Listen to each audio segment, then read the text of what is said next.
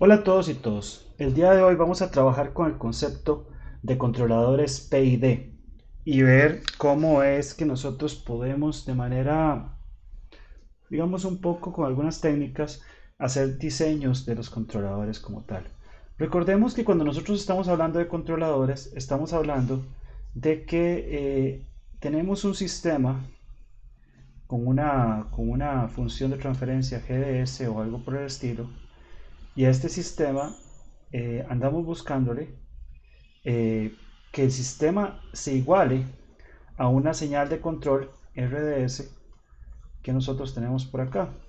Como nosotros tenemos que el comportamiento del sistema se va a medir por la señal de control, por la señal de salida YDS, y YDS es el comportamiento del sistema como tal, nosotros sabemos que la diferencia entre YDS y RDS nos va a dar a nosotros la señal de error del sistema. Y un controlador básicamente lo que hace es procesar la señal de error del sistema y decirle al sistema que actúe de tal manera que esta señal de error tienda a ser cero y el sistema se comporte como nosotros le estamos ordenando que se comporte.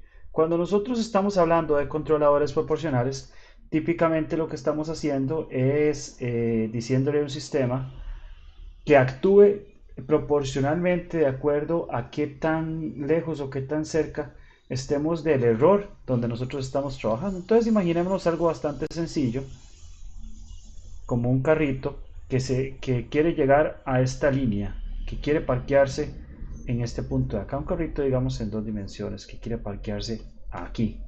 Entonces, cuando nosotros estamos en este punto, eh, si nosotros tuviéramos un sistema que es completamente proporcional, digámoslo así, que entonces si nosotros estamos aquí a 5 metros y esta entrada, por ejemplo, sea un motor, le estamos aplicando 5 volts al motor y estamos haciendo que el carro se mueva muy rápido, que digamos a 5 metros por segundo, por decir algo.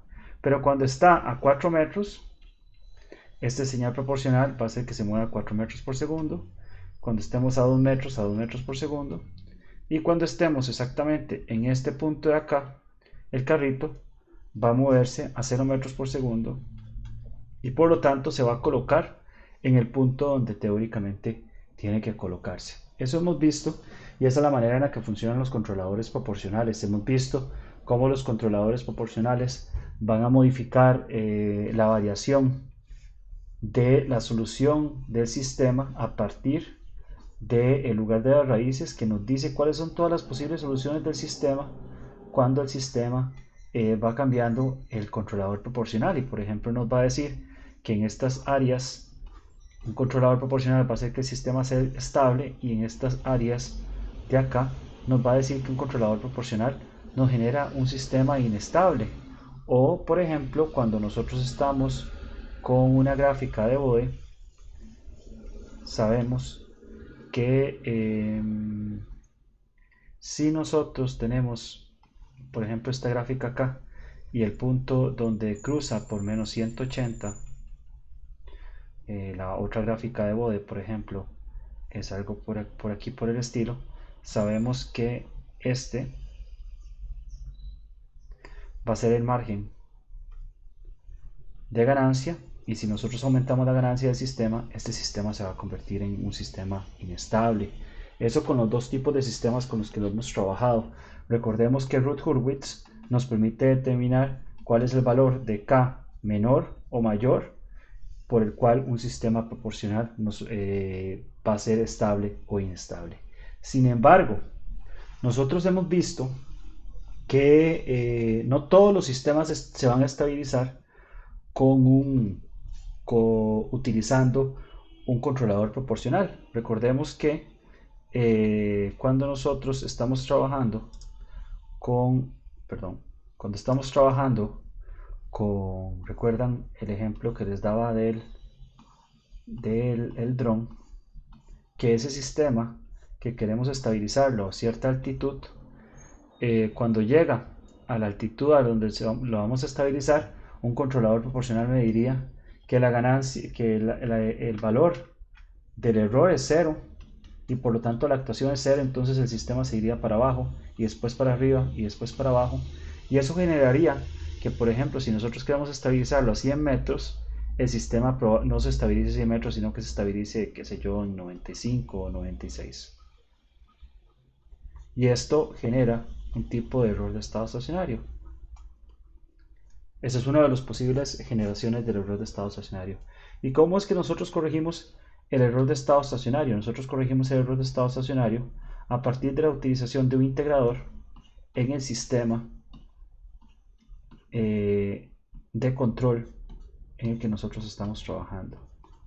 Pero ¿qué genera un integrador en el sistema de control que nosotros estamos trabajando? Lo que va a generar va a ser que el sistema cambie completamente sus características transitorias o estables. Por ejemplo, si nosotros recordamos, y lo vimos en la clase pasada, un sistema que en un segundo orden se comportaba de esta manera y por lo tanto era estable para cualquier k.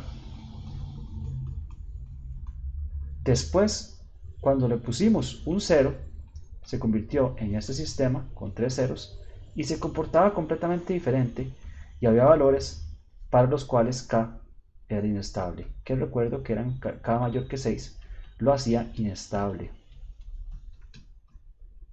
Esto nosotros eventualmente lo podemos valorar también utilizando un diagrama de Bode que nos va a mostrar, por ejemplo, a partir del margen de fase,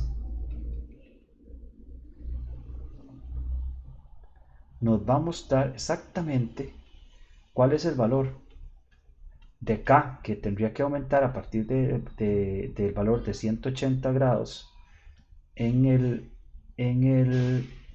la fase. Este valor de K nos va a decir cuál es el valor de K con el cual el sistema es inestable.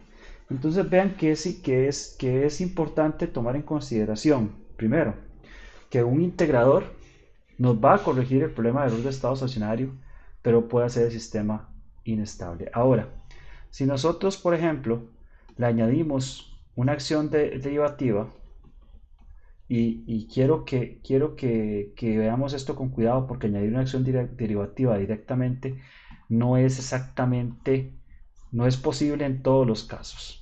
Y esto lo podemos discutir después, pero el asunto por teoría y por como estamos en una introducción, lo voy a añadir.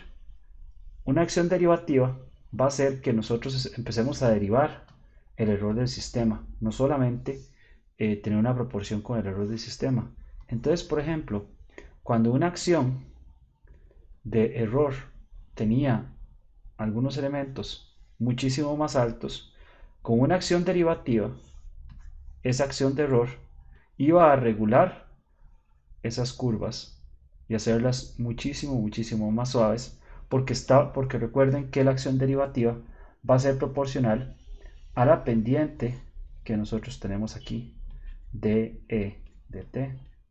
Estamos derivando el error de estado estacionario.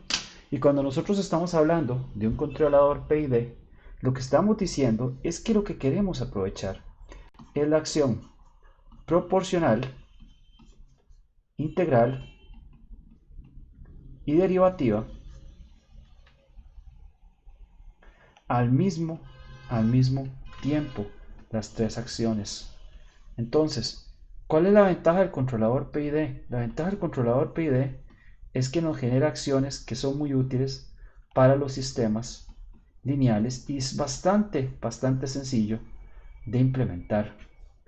Entonces, la entrada de este sistema va a ser el error y la salida de este sistema va a ser la señal de control con la que nosotros estamos trabajando. Este es el que nosotros conocemos como controlador PID. Y creo que de hecho hemos hablado de este controlador desde la clase 1 en la que nosotros hemos estado trabajando. Y a continuación la idea entonces es discutir acerca de métodos para la posible implementación del controlador PID.